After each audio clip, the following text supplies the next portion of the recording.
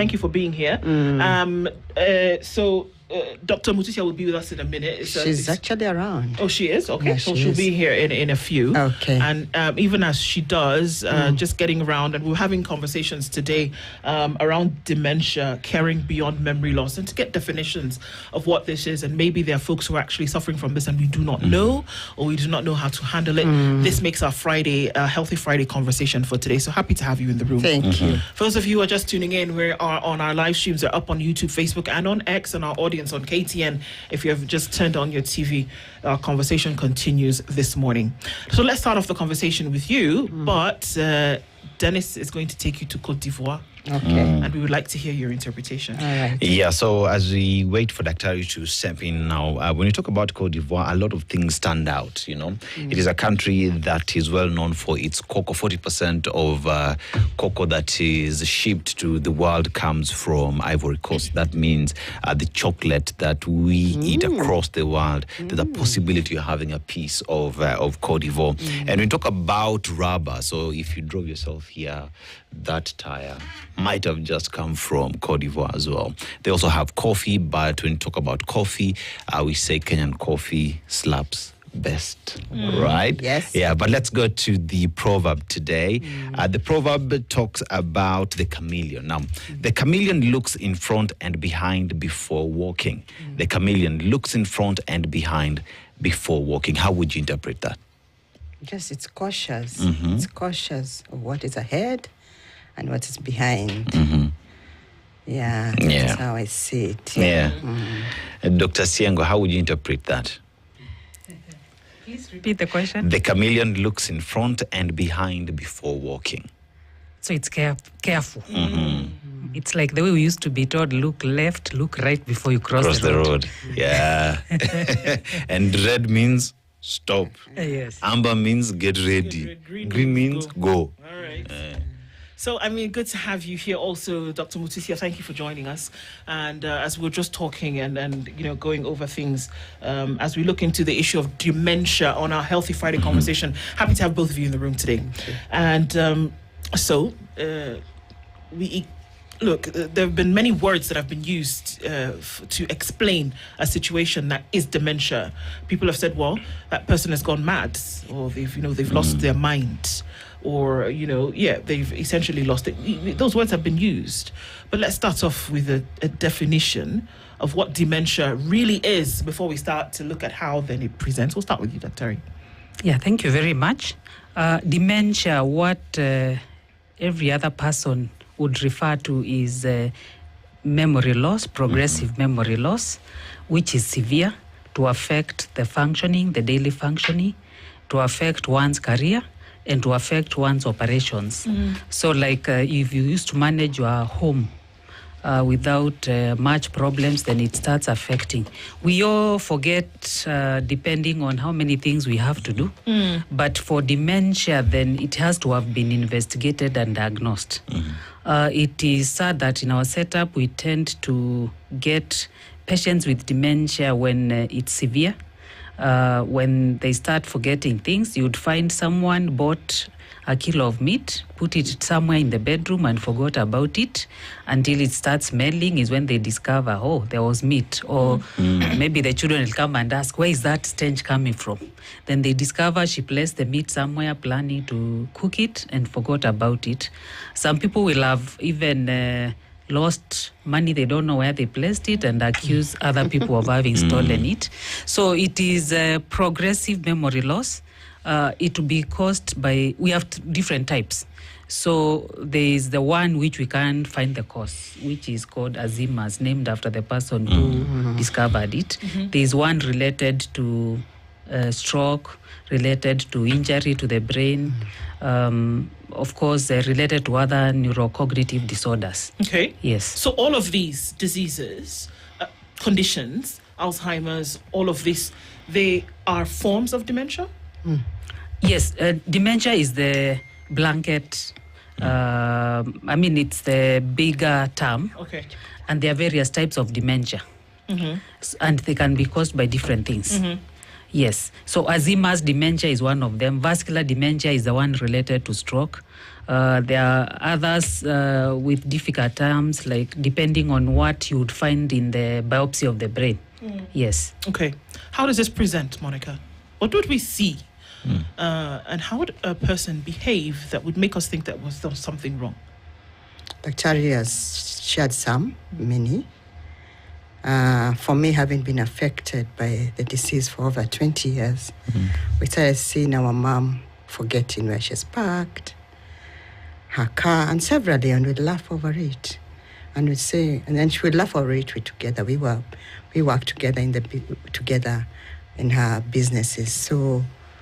So she could forget. She would go to the gym and forget what clothes she came with. Those were the signs. And then she avoided people because she was because she knew something was not amiss. So she kept off friends.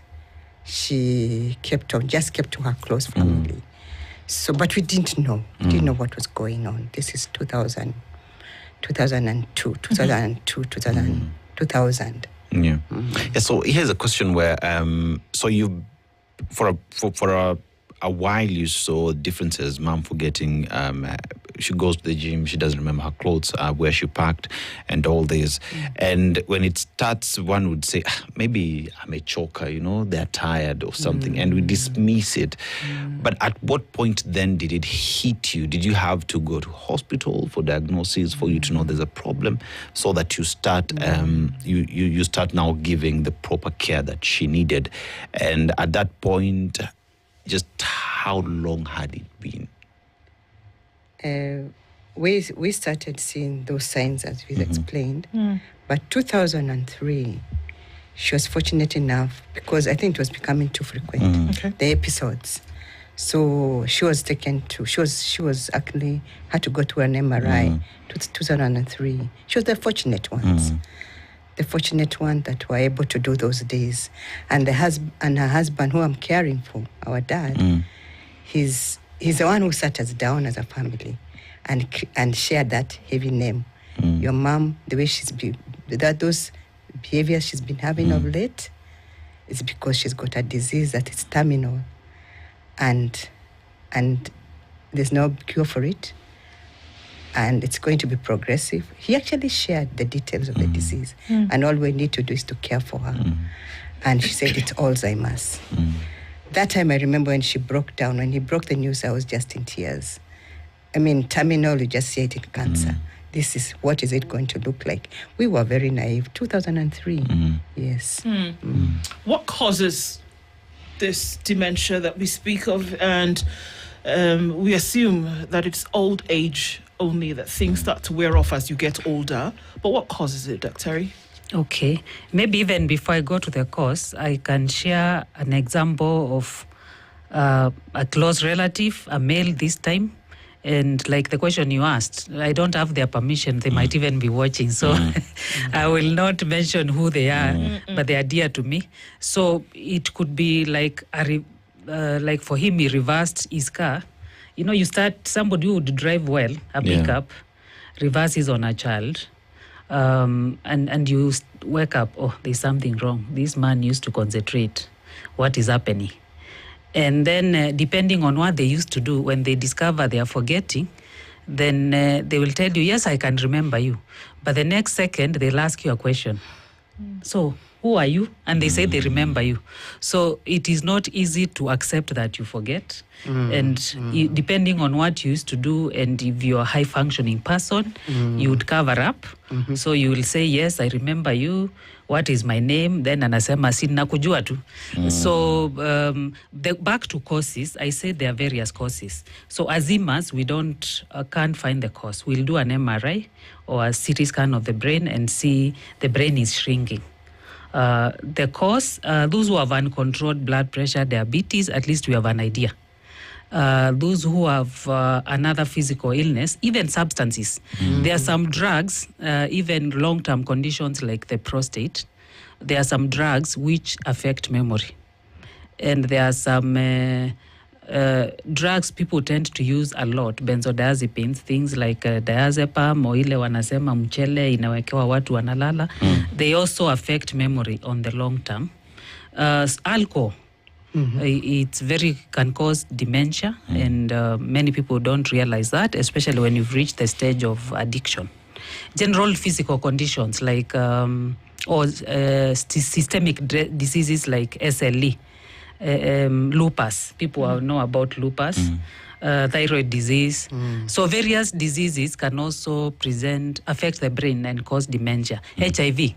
Kenyans are forgetting where we were in 80s, that when we didn't have the antiretrovirus, we would see people in the terminal end stage severe disease of HIV. So we had what we called encephalopathy. It's now coming back because people are not as taking it as serious as they did then, because the media is also not talking about it. So you can have HIV causing dementia, but of course there'll be other associated symptoms. Syphilis. These days there's cure for syphilis, but you see in men it can go undiagnosed for many years. So depending on where you are and whether you're accessing treatment. So it could even be injury. You get a road accident, brain injury, and you develop this progressive memory loss. But that one, at least you can associate it to the injury. This other one, you can associate it to uncontrolled blood pressure, and you can associate it to people with diseases like SLE, lupus. They are explained that with time it might progress and even affect the brain. Cancers, you could have a cancer in the stomach, it goes to the brain, or from another part, even from the bones, it goes to the brain. Breast cancer can also, in the later stages, go to the brain. So there are various causes. Yes. Okay. Now, here's a question where most of the time it has happened, we've gone to hospital, and there is the burden of the patient themselves accepting it is a problem. And most of the time you find someone just becomes angry because they're being associated with stereotypes that do exist to you, amekuwa mwenda wazimu and whatnot. So in terms of a family that is taking care of the patient as caregivers, how do we go about it? Because you say you have taken care of mom.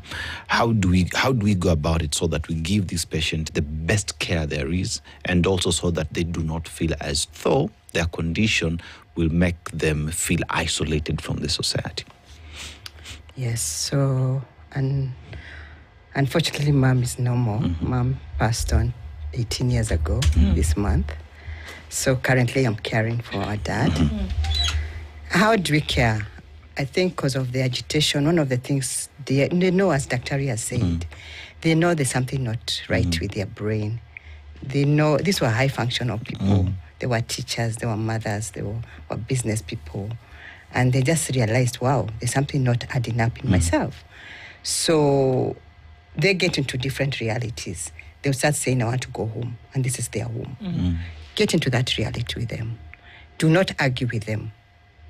Do not correct them. Tell them now, maybe distract them. In the evenings, afternoons is when we call sundown. They sound down a lot. It's when they somehow they become showing more symptoms of change of behavior. They'll be unpacking, and it's always about going home.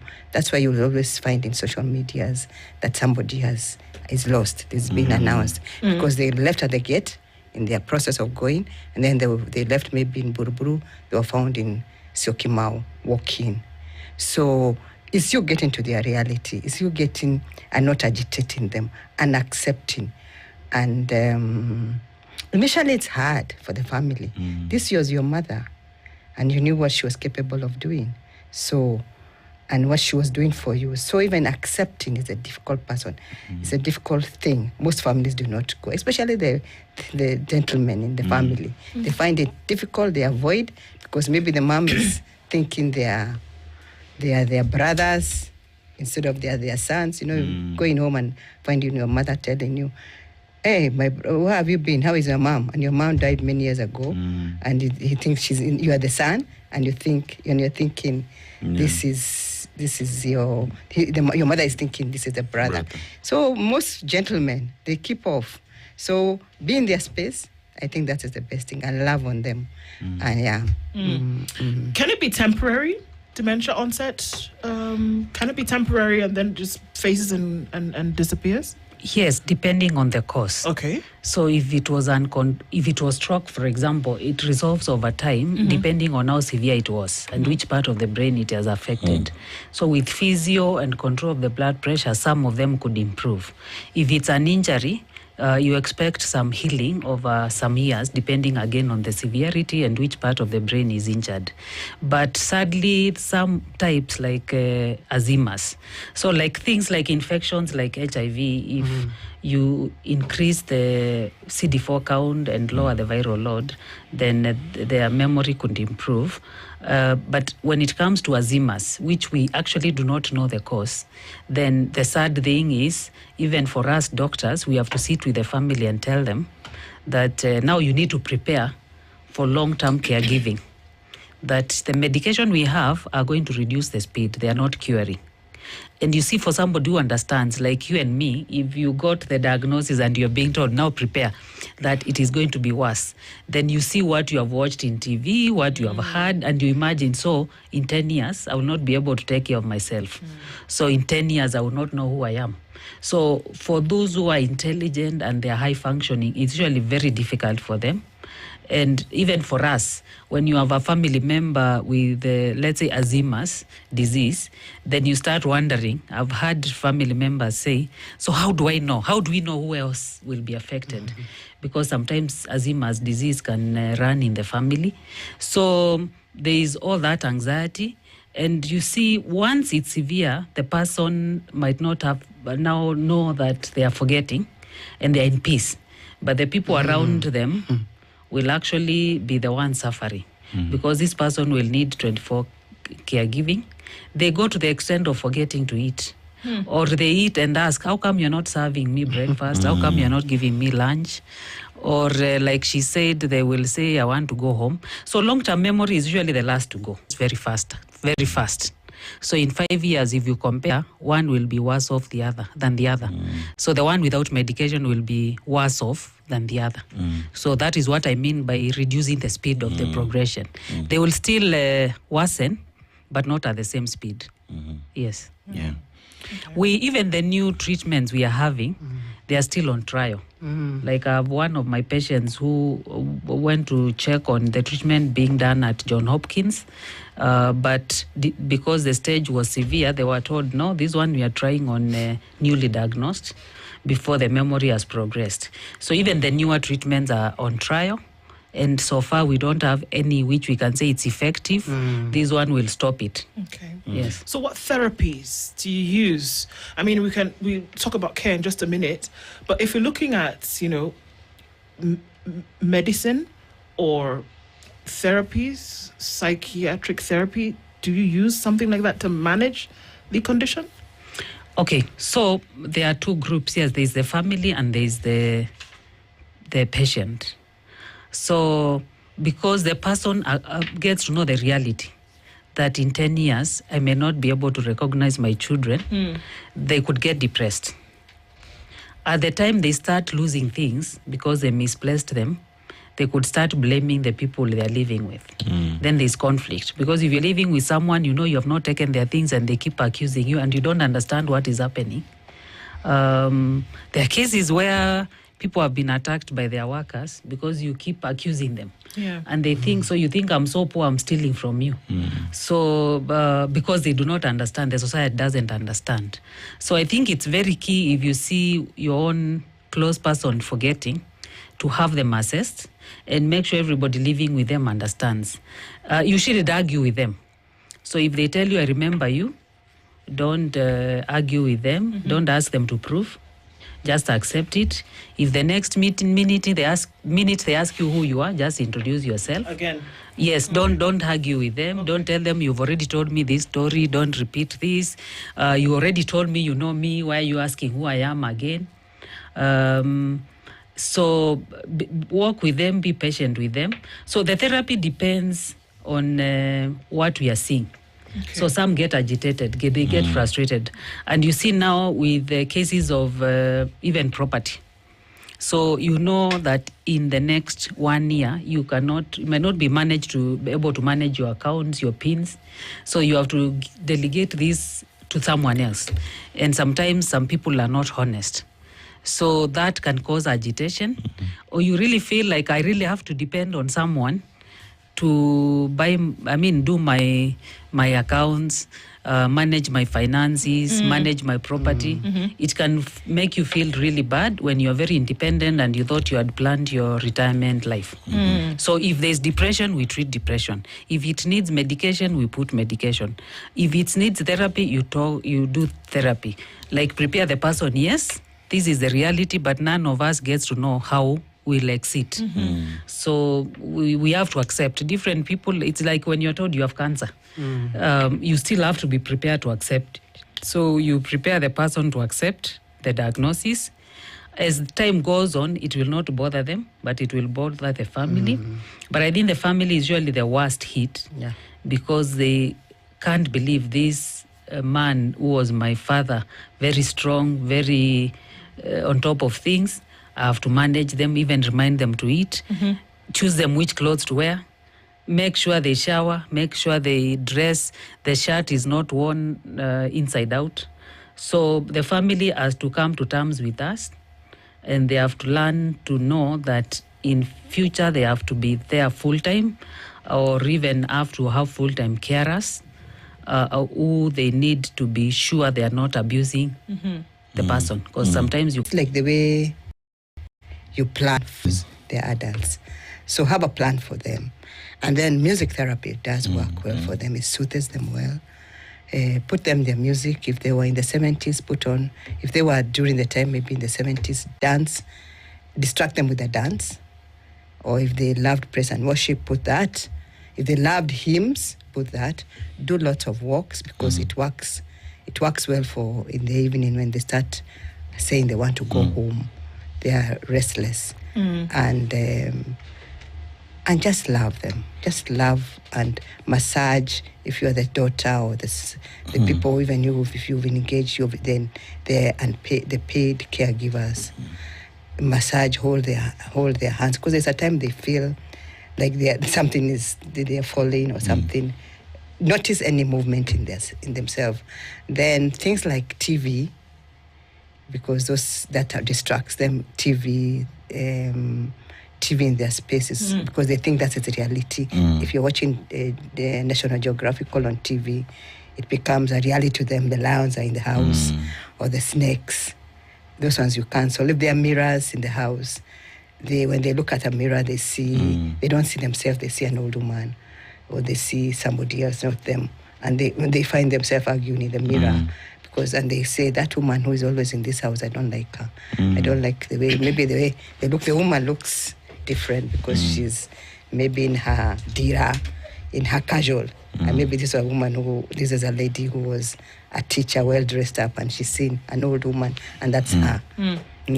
So we talk about caregivers, and more, I'm looking at a situation where say you are a career woman and it's your parent, and you have to bring someone to look after your mom. Now, how do you go about it, and how do you train these caregiver? If you're not able to get the professional ones, how do you train the caregiver who's there to know what to do, to always be updated on the changes that are there, and that you equally are in synergy? Because most of the time you would assume that the caregiver knows, and you come back and there was war in the house because they could not understand each other. So how then do you go about it? Yes. Now, you normally use informal caregivers, somebody who was maybe a house manager in your home, or in their home, the one who cared for them, the one who's familiar in their home. One thing we encourage you, if your mom is or your loved one is in the village, and you're in the city, do not bring them to your space, because first of all, you will be more overwhelmed by the behavior that they bring in the house. Having the incontinence is one of the biggest thing. So they'll end up not being they will do their work, their business in the sitting room or whatever, and that will not be very good for your children. So we always encourage people to keep them at home in their reality. The smells, they wake up to the cows, they wake up to the chickens running around, all that. That is important for them. So if you're using and then you have a caregiver who is informal, put a program for them so that they can follow. That this time mom needs to go for a walk, this time dad needs to go for a walk. And of course the people in the homestead, they kind of are in sync. But those in Nairobi in the city and you're staying with them, put all these things in place, like the program, a plan for them works. It also spares your agitation and your frustration in care. It also helps you in just being organized, because you are disorganized and your person is struggling. It doesn't make work well. So that's interesting, Dr. Musia, because lots of people, from what we've seen, even from testimony, that may have don't have an opportunity for all-round, care with a caregiver, and a lot of people end up alone. People who may have early onset dementia or even full-blown dementia are left by themselves. They may be fed. Is that? It sounds horrible to say, but is that counterproductive, or are they then, because with memory loss, is there degeneration then of brain function and brain thinking along the line? And so the thought that they're on their last days, on their final days, so let them just be. Is that a way to handle this? No. One, I want to emphasize that it's best for that person to be in the environment they understand. Okay. So if they are in their own house, they know where the toilet is, they know where the neighbors are. Although with time, they will also forget their toilet and their bathroom. But it's good to stay in the familiar environment. And of course, when you have people engaging you, you learn more. So like in this time of technology, remember during COVID, countries like UK would send volunteers to go and teach the elderly how to get into Zoom, how to video chat. That makes them learn new things. So I think that's why in the West, if they are not available, then they end up preferring to take you to a home where you can be with other people who you could share like similarities but in our setup, we have one, that support care is affordable. That you can afford to have someone take care of the person, unlike in the West. And two, we are still a community. Yes. So your neighbor, even if it's here in Nairobi, your neighbor would definitely care about you. If they find you lost, they will take you back home. Unlike in the West, where nobody minds anyone's business. The other thing I found in our setup is getting somebody who speaks their first language. Because that is the last to go. So as you look for a carer, consider all those things, age also, and if there's someone already they liked. If you can employ a relative they were already familiar with, the better. Although sometimes they will lose things and tell you to go away. I don't want you here, you have been stealing my things. I can take care of myself, you go away. So some people will end up, they chase the helper. Then the helper has to be prepared. This will happen. It's not personal. It's just that they're forgetting. They are getting frustrated. Yes, so basically they need people to stimulate them. And that's why we say all of us, like those of us who are over 50, you have to keep learning new things, new technology, use your mind a lot.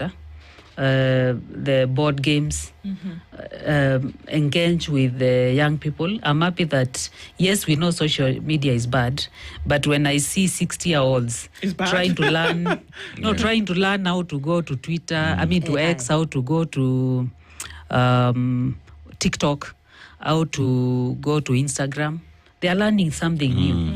As long as they don't overstay there, it's better than somebody who decides, Mimi kamwisi is enough. Because when you have a smartphone, you also learn. So everybody should keep learning new things. Because one thing with dementia, it is advanced age. Because even if we look at hypertension and lifestyle diseases, they begin at 40, most of them on average.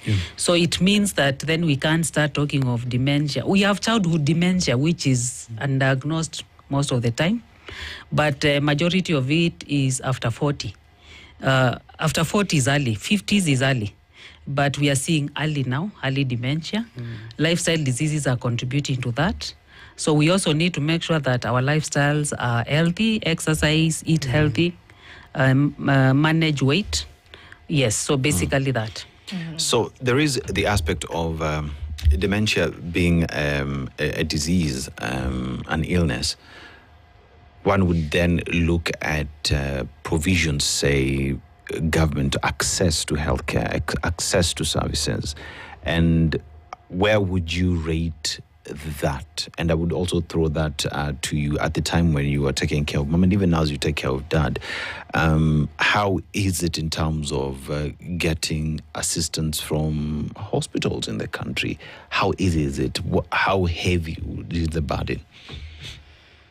Yes, now that is a very big problem in this country, because first of all, like I have a case when COVID was there, and a loved one of a friend was in hospital with COVID, and you remember the isolation, and she couldn't understand what was going on, and then the healthcare facility in this government office facilities were not understanding what's going on with this lady. She's just difficult, and she couldn't keep her masks on. She couldn't keep her, what were those things they were wearing? PPEs on. She couldn't because of her change of her state of dementia. And it was so difficult for they were saying she's sumbua, she's disturbing. And they ended up sending her home. In fact, they loved and just said, even if this COVID gets us, we might as well just continue. That shows how limiting that the health system does is not there for people living in dementia.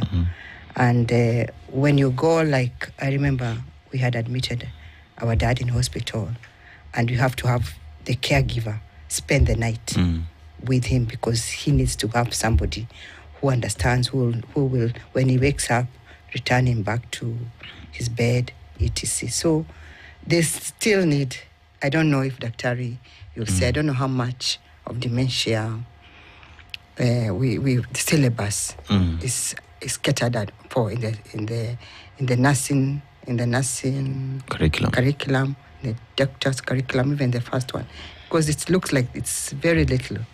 It's very, very little. So when we have people struggling with dementia, there's no information for care for this person. You are very right. And if I may look at, for example, psychiatry, I'm a psychiatrist, old age psychiatry. Africa is a majority young people. So people have not provided for the old age, yet now people are living longer. So you find that even right now is when we are embracing old age psychiatry. In the West, their population is older, so they have built up systems for care of the old people, and you will not find them like the way you would find a children's ward. You will not find a ward which is modified to accommodate the elderly. One, because our population is generally young, and this is something we are learning. So there's a lot of gap in it, and this is a wake-up call. Of course, general healthcare is not well covered. It is worse when a population is totally ignored, and so the care is left to the family members. We've also seen caregivers who just want this person to be put on sleeping drugs so that they don't disturb them. So you really, the ideal would be have services for the young, for the middle-aged, and for the old. Because, in an elderly ward, you'd expect a ramp, you'd expect a wheelchair, you'd expect space for them to walk around, roam about, you'd expect enough occupational therapy. People playing games with them, engaging them, talking to them differently. In fact, I would think now an old people's ward should look like more of a children's ward because they might want to play as much as kids would play and learn new things the way kids do, because they end up forgetting how to eat, they end up forgetting how to be incontinent, they end up forgetting how to take the activities of daily living. So they become like kids. So you should have a ward or systems to take care of the elderly as well as for take care of the children, but it's a big gap in all trainings because we were used to a young population. Yes. Is it possible for younger people to have an onset of dementia? Yes, there's childhood dementia, which is rare, diagnosed in childhood, which is rare, and many of them don't live until they are old. But most of it is from midlife. Because I've said, depending on the cause, of course, accidents and cancers can affect children and can cause dementia. And systemic diseases like lupus can affect young people. But majority of it is from 40 years because vascular diseases will get severe after 40. Alzheimer's, the earliest, will be in 50s. So it's usually majority are older. Okay. Yes. Okay. And is it hereditary? Yes, there is a genetic predisposition. You tend to have several family members having it. But you see, again, our life expectancy is changing. So if your grandfather died in their 50s, maybe they would have had dementia, but they didn't live until 60. So you will find maybe your own father develops dementia at 70. And you say, we've never seen this disease. But none of the relatives lived up to 70. So there's genetic predisposition, especially for Alzheimer's. Yes. So if it's hereditary and now that we have the information, how does one go about it? Because does one now say, I'm waiting for it to come? Is there a way for me to go around it, take care of myself? How do I go about it? Oh, you can't tell who will get it. It's not 100% that if my father had dementia, I'll get it. Or you can't tell who will get it. But there are general things which all of us need to do. Lifestyle changes. Eat healthy. Make sure your weight is within normal, not obese, not overweight. Make sure if you are diagnosed to have hypertension or diabetes is controlled. It's very sad that many people say, I will not take antihypertensives. I know when my blood pressure goes high, I will get a headache. That is not true. By the time you get a headache because your blood pressure is high, then you're getting a stroke and it's too late. So if you are diagnosed to have hypertension or diabetes, please take your medication, go for your reviews, unless the doctor says stop or reduce the medication. Don't say, I can tell when my blood sugar is increased. So because that is what happens, that somebody keeps saying they can tell when their blood pressure is high until they get a stroke or they get diabetes complications. So lifestyle diseases, exercise, eat well, stimulate your brain. Most of the time, we exercise our bodies and forget to exercise our brains. When they say when you are retiring, it's encouraged you go back to school. It helps your mind. You might not be doing it for money, but it stimulates your mind. Teaching and mentoring might not be benefiting. You might not need the money, or you might have had enough retirement plan. But when you interact with young people, they teach you things which you not learn. The only way to start your day.